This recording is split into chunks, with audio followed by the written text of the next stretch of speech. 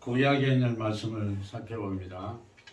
많은 사람들이 기독교인들이 생각할 때 신약이 중요하지 구약은 별로 율법도 나오고 별로 중요하지 않다, 그렇게 생각하는 분들이 계시는 것 같습니다.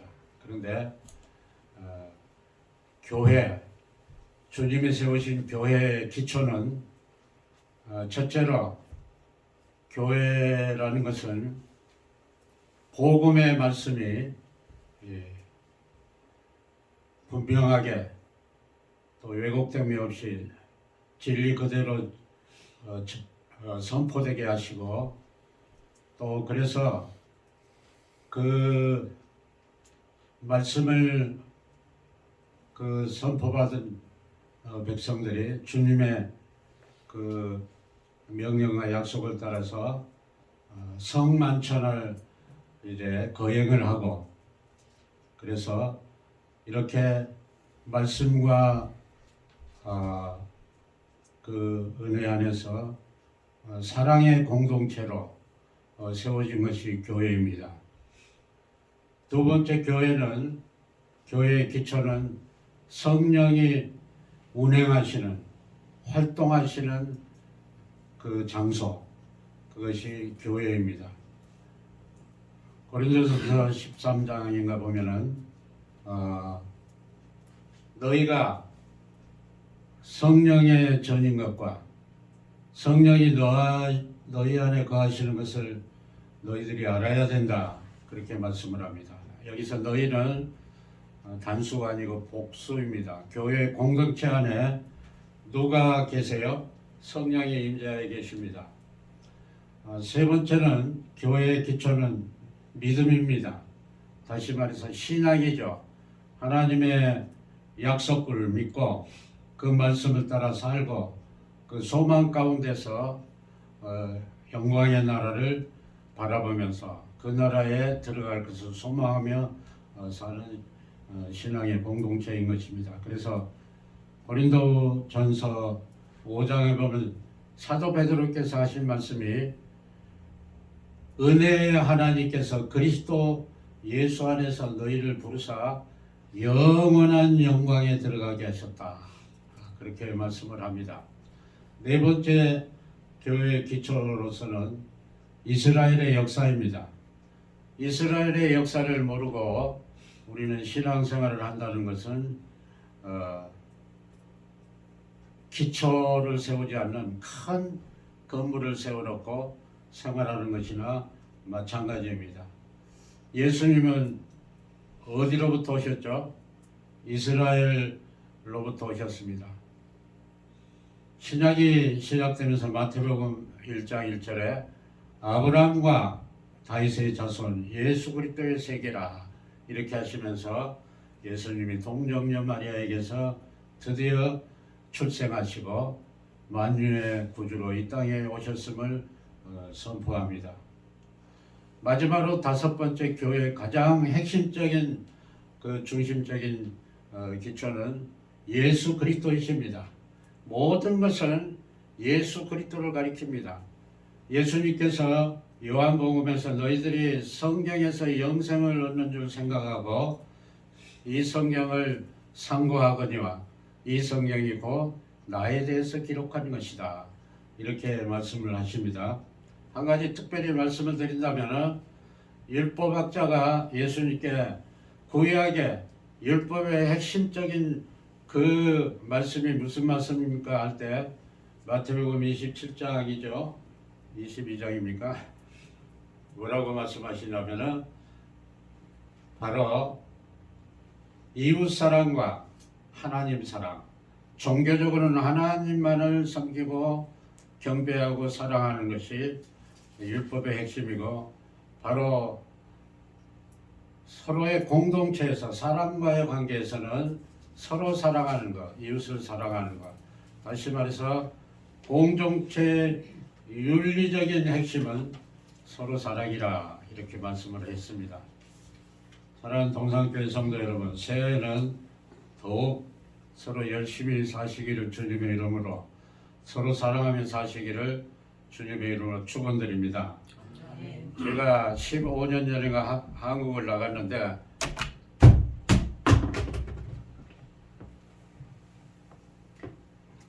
목상진 교회 가서 말씀을 전하고 주보를 보니까 거기에 주보에 뭐라고 썼냐면은 주일 성수를 위해서 주일을 지키기 위해서 목숨을 걸자 그렇게 나왔어요. 그래서 이제 돌아와 가지고 주보에 그런 내용으로 썼더니 장로님이 목사님 너무 심합니다. 그래서 뺐어요. 아무튼 우리가 신앙생활 할 때 중요한 것은 과거에 옛날 3,400여 년 전에 말씀하셨던 그 하나님이 오늘도 우리에게 말씀하고 계신다 하는 사실을 여러분 믿으시기 바랍니다. 하나님 앞에는 한 순간, 한 경점이 천년 같다고 했죠. 영원하신 하나님은 변함없이 우리를 사랑하셔서 오늘도 우리에게 말씀하여 주시고 바른 길로 인도하여 주시는데 바로 하나님의 그 말씀의 대행자, 축복의 대행자로 하나님께서 우리 동산교회에 김범수 목사님, 또 서 목사님을 세워주신 줄을 믿습니다.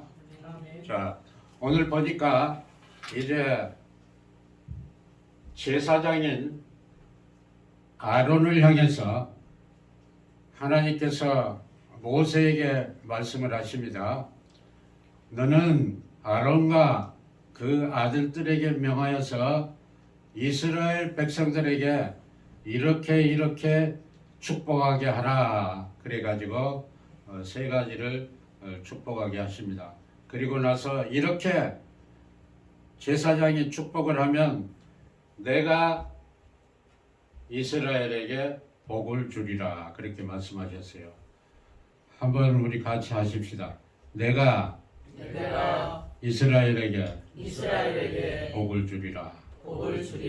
오늘도 하나님께서 우리 동산교회 성도님들에게 약속하신 대로 새해에 넘치는 복을 주실 줄을 믿습니다. 아멘. 여러분 생각하실 때 크지는 않잖아요. 우리 동산교회가. 그래서 뭐 교회는 다 그렇고 그렇지 뭐 동산교회라고 별수가 있겠나 그렇게 생각하실지 모르지만 이 전은 누가 세우셨어요?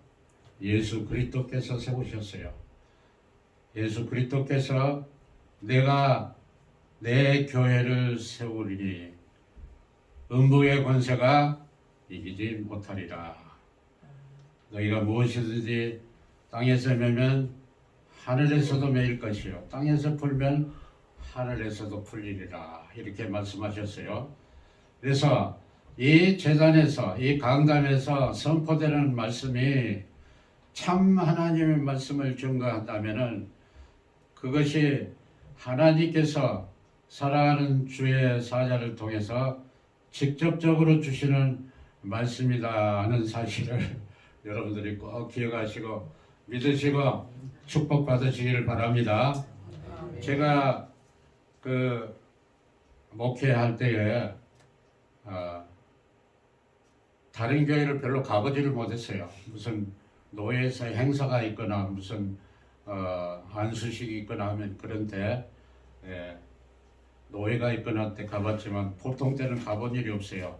그런데 은퇴를 하고 나서 많은 교회는 다니지 못했지만 몇몇 교회를 다녀보니까 동산교회만한 교회가 별로 없어요. 여러분들 그 기억을 잘 모르실 텐데 여기 워싱턴 쪽에 한 300여 교회가 돼요. 전에 보니까 한 300 몇십 교회가 되던데 팬데믹 때문에 많이 또 문 닫은 교회도 있고 하는데 이 동산교회 정도 되는 규모면은 상위 그룹에 들어가요. 아셨죠? 아멘. 웃을 일 아니고 자책교회들이 별로 없어요. 10교회 중에 한 3교회 정도 자책교회가 있을까 말까 그래요. 아마 10교회 중에 한 2교회 정도 자책교회가 있을 거예요. 여러분들 주일마다 내 집, 내 교회, 내 영혼의 보금자리 하나님이 나에게 주셨다 하는 걸 생각할 때 마음이 뿌듯하지 않으세요? 제가 그 미국 가서 교회를 빌려가지고 한 30년 이상을 목회를 했기 때문에 자책교회가 없다는 것은 그 뼈저린 것이에요. 무엇을 하나 제대로 갖다가 놓을 수가 없어요. 다 치워야 되죠. 그런데 얼마나 좋습니까? 뭘 갖다 놓아도 뭐 치워라 뭐 어쩌라 뭐 장소가 없다 그러질 않잖아요. 여러분들이 마음을 둘 수 있는 마음의 보금자리, 영혼의 이 고향, 이 아름다운 이 복음의 동산이 있다는 게 큰 축복입니다. 자, 그런데 이러한 기초를 누가 놓으셨습니까? 하나님께서 놓으셨어요. 그래서 우리가 이스라엘의 역사를 모르고는 바른 신앙생활을 할 수가 없습니다. 여러분이 생각할 때 율법은 이 복음 시대에 필요가 없다 그렇게 잘못 생각하는 분들이 가끔 있어요. 그런데 이 십계명을 보세요. 3,400년 전에 시내산에서 하신 그 계명의 말씀이 오늘도 우리 신앙의 교회의 기초가 되는 것을 여러분들 믿으시죠? 다만 변한 것이 있으면 안식일이 주일로 바뀐 것, 그 외에는 동등한 그런 하나님을 섬기는 영적인 원리와 사람과 사람과의 교회 공동체 안에서 세상 사람들과의 관계에서 하는 윤리적인 이 규범은 바뀔 수가 없는 것입니다. 그러니까 마치 헌법과 같아요.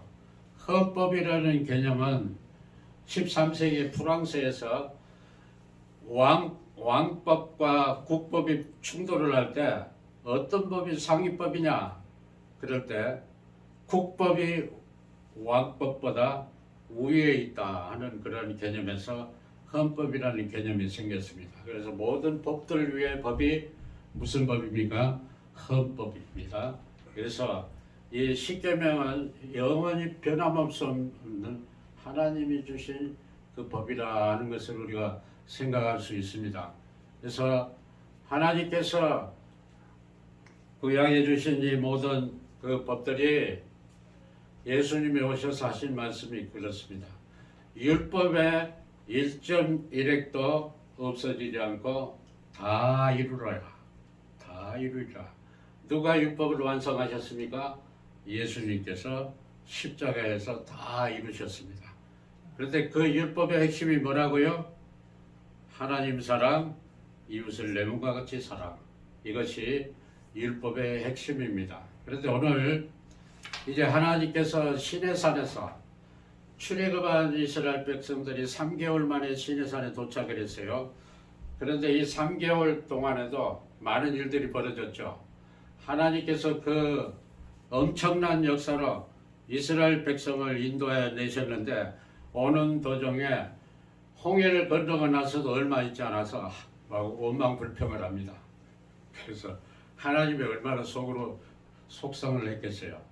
그 권능으로 10가지 재앙으로 바로와 그 애굽을 심판하시고 홍해를 마르달처럼 건너게 하시고 그 군대를 모조리 바다에서 전멸시키시고 이제 영광의 그 약속의 땅을 향해서 나아가는데 거기에서도 원망불평이 나와요.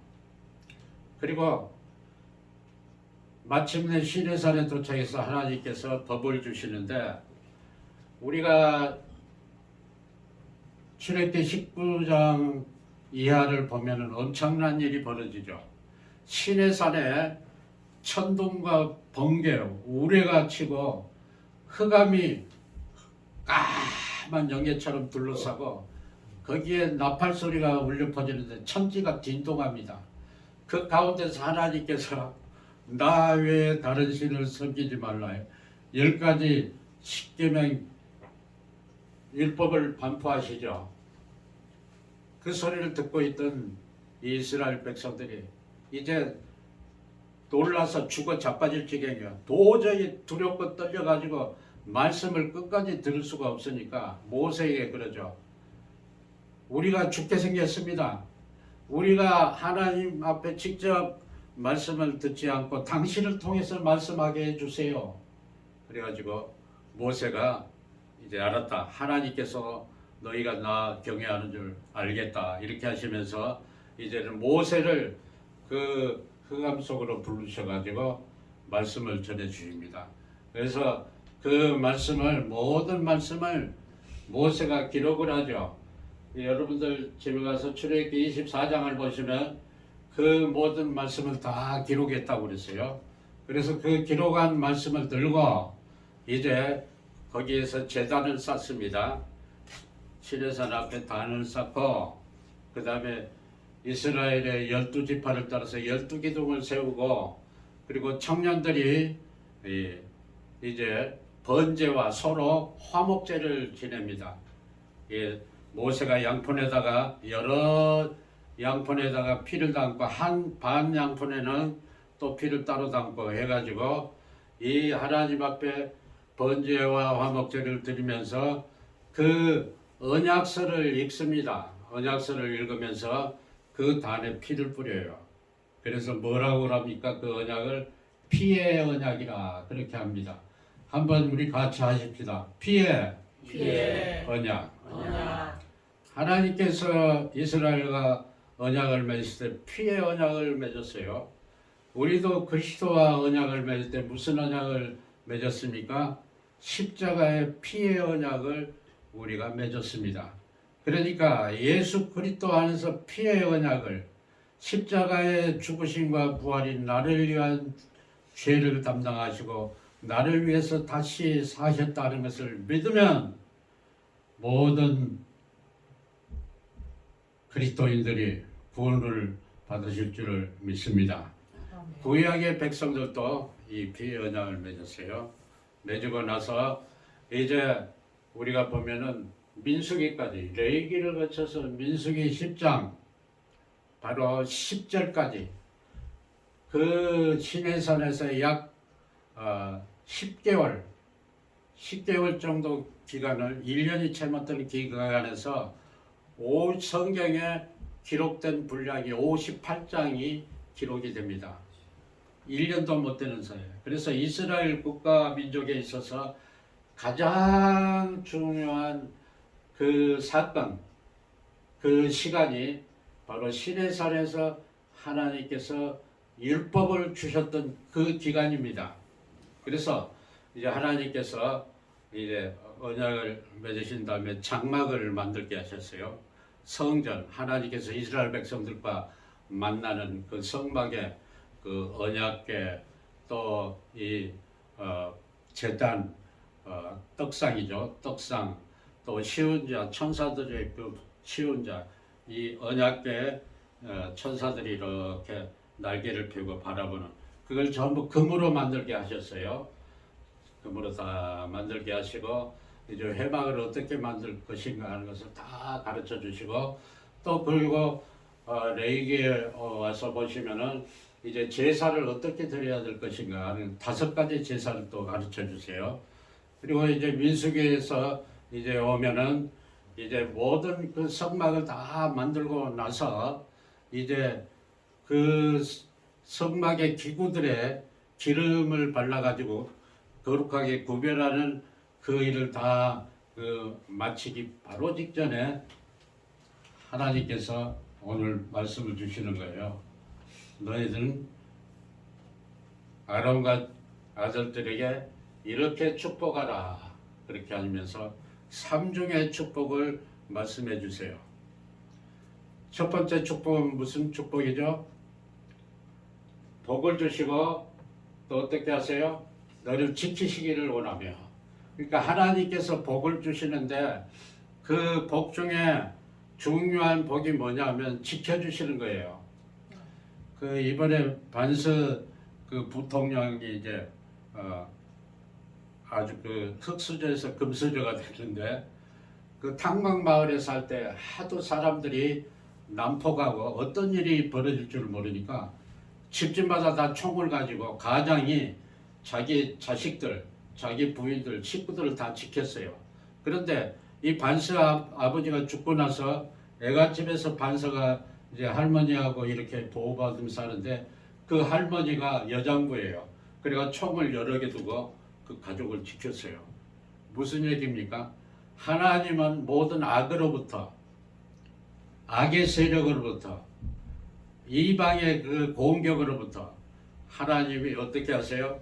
여러분들을 지켜주실 줄 믿습니다. 보호해 주세요. 가정을 지켜주세요.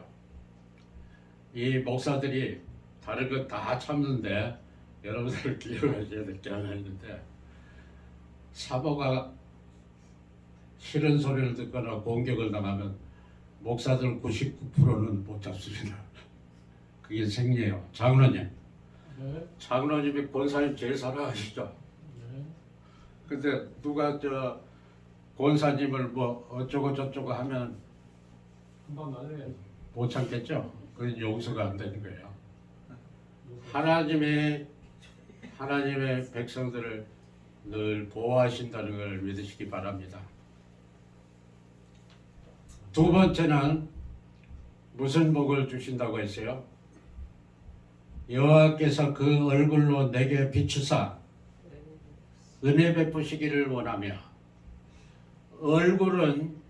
하나님의 얼굴은 하나님의 전 인격을 나타냅니다.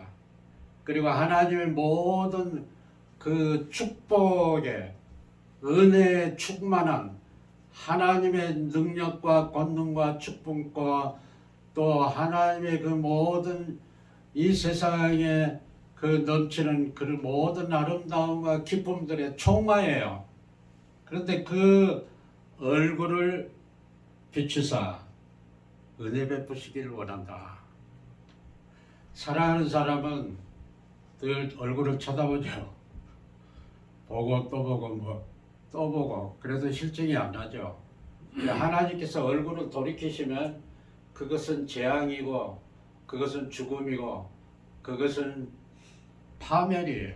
근데 하나님께서 이스라엘 백성들, 사랑하는 당신의 자녀들을 향해서 그 영광의 얼굴빛을 비추면서 기쁨으로 바라보면서 내가 너에게 내가 가진 그 충만한 기쁨, 그 충만한 너희들이 필요한 그 모든 선한 것들, 또 너희들에게 일용할 그런 모든 양식, 이 아름다운 것, 너희 가정에 금보다도 더 귀한 너희들의 자녀들 내가 다 은혜로 준다. 그렇게 말씀하시는 거예요. 여러분들, 하나님께서 여러분들에게 동산교회를 통해서 이와 같이 은혜 베풀고 계심을 믿으시기 바랍니다. 세 번째는 여호와는 그 얼굴을 내게로 향하여 드사 너에게로 향하여 드사 평강 주시기를 원하노라. 그 가정생활에서 아무리 호의호식을 해도 부부간에 불화가 있으면 그 지옥과 마찬가지죠. 가정은 어떤 면에서는 서로 싸우는 것이 지옥이나 마찬가지다 그런 말을 하는데, 인류 역사에서 최고의 악자가 있었죠. 크산드라. 누군지 아시겠죠? 소크라테스의 부인이 얼마나 심술 맞던지, 하루는 소크라테스가 그 나가서 자기 뭐 철학을 얘기하고 들어왔는데 양동에 물을 떠가지고는 소크라테스 머리에 부어버렸어요. 그처럼 좀 별로 좋지 않았던가 봐요. 그래서 역사상 악처 중에 하나가 크산드라라 그런 말을 합니다. 하나님께서 주시는 그 축복의 총화, 그 결정적인 그 축복이 평화입니다. 평강. 그래서 이스라엘 사람들은 그 고난의 역사 가운데서 가장 자기들이 절치부심하면서 그처럼 원했던 그 평화, 그래서 인사말로 샬롬이라는 말을 쓰죠. 평화. 당신에게 평화가 하나님이 주시는 평화가 있기를 원한다. 이렇게 하면서 이 하나님께서 이스라엘에게 제사장을 통해서 이러한 축복을 이 선포하면 내가 듣고 그들에게 내가 복을 주리라. 그렇게 말씀하셨어요. 그러니까 절대적인 권세를 영광 가운데 거하시는 그 하나님께서 이 새해에도 우리 동산교회에 이 삼중적인 축복을 주실 것을 믿습니다. 그래서 이 축복을 충만히 받아 누리시고 이 강단에서 당신이 세운 사자 목사님을 통해서 주시는 그 말씀을 굳게 붙잡고 이것이 하나님이 나에게 주시는 영의 양식이다. 이 양식을 먹고 내가 산다. 참 이렇게 귀한 말씀을 주시니 너무 감사하다. 여러분 다 다녀봐도 제가 김 목사님을 지나치게 칭찬한다 그렇게 생각할 분이 있을지 모르지만 정말로 복음을 위해서 신학적으로 나무랄 데가 없이 다 공부하시고 이렇게 다 이루신 그런 목사님입니다. 우리 서 목사님도 이 김범수 목사님하고 막 이렇게 막 뭐라고 그러지 그걸 불꽃 튀기는 그 논쟁을 벌일 정도로 아주 또 이 학적으로 그 절대 나는 꿀리지 않는다 그런 신념을 가지신 그런 분이세요. 아무튼 이 새해에 동산교회 하나님께서 예기치 못한 축복을 주시를 믿습니다. 이사야 선지자가 이사야 35장 이렇게 말씀합니다. 광야와 메마른 땅이 기뻐하며 사막이 백합화처럼 피어 즐거워하며 레바논의 영광과 갈멜과 샤론의 아름다움을 얻을 것이라. 그것들이 여호와의 영광 곧 우리 하나님의 아름다움을 보리로다. 이스라엘 백성들을 그처럼 축복하기를 원하셨던 그 하나님 2025년에 동산교회를 변함없이 이전보다도 더 큰 770배, 700배 넘치는 축복으로 축복하셔서 25년 마지막 날 하나님께서 이 해는 우리에게 엄청난 복을 주셨구나 하면서 하나님 앞에 기쁨으로 큰 찬송과 영광을 돌리시며 예배드리시기를 주의 이름으로 간절히 축원드립니다. 아멘. 기도하시겠습니다.